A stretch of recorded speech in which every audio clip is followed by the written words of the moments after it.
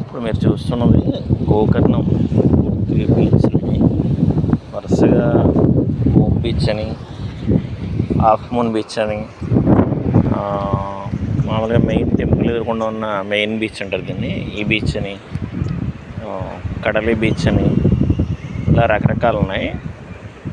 ఎక్కడ చూసినా ఇంచుమించుగా ఇక్కడ ఉన్న విశేషం ఏంటంటే నీళ్లు చాలా ప్యూర్గా ఉంటాయి. మీరు చూస్తే చూడండి, సముద్రం వాటర్ మామూలుగా అయితే ఇలా కనిపించదు.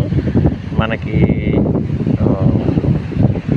థాయిలాండ్, మలేషియా ఇలా చాలా చోట్లకి వెళ్తుంటారు బీచ్ల కోసం. ఉదాహరణకి గోవా బీచ్కి వెళ్తారు. దీని పక్కనే ఉంది మనకి గోవా కూడా. అయితే ఇంత క్లారిటీగా ఉన్న నీళ్ళు మనకి ఎక్కడెక్కడో కానీ కనపడవు. అంత క్లారిటీ ఉన్న నీళ్ళని మనం ఇక్కడ చూడొచ్చు. ఇంచుమించుగా బ్లూ కలర్ సీ అంటాం మనం, అలా నీలం కలర్లో అనే సముద్రంలో ఉంటుంది. చూడండి, చాలా ప్యూరిటీగా ఉంది. అసలు మురికి మట్టి లేవు, బాగుంది. మనకి half moon beach, home beach కూడా చాలా నీట్గా ఉంటాయి, అసలు మట్టి ఉండదు, బాగున్నాయి బీచ్లు.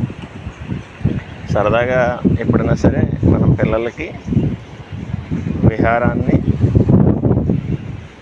ఆహ్లాదకరంగా ఉండేలా వాతావరణాన్ని చూపిస్తూనే మనం ఆధ్యాత్మికతని ప్రస్తుతం ఉన్న పిల్లలకి అలవాటు చేయాలి.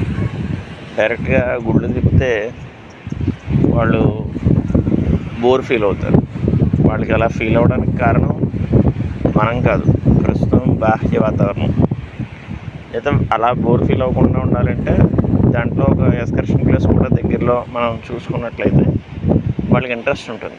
అలా స్లోగా ఆధ్యాత్మికత ఎక్కించడానికి అవకాశం ఉంటుంది. ప్రస్తుతం నేను ముందు రామతీర్థం, అద్భుతమైన ప్రాంతం అని చెప్పాలి. ఇది మనకి మెయిన్ బీచ్కి దగ్గరలోనే ఉంటుంది. అది కొండపైన. ఇక్కడ నుంచి పూర్తిగా మనం వీడియో తీసుకోవచ్చు. చాలా అందంగా ఉంది వ్యూ పాయింట్.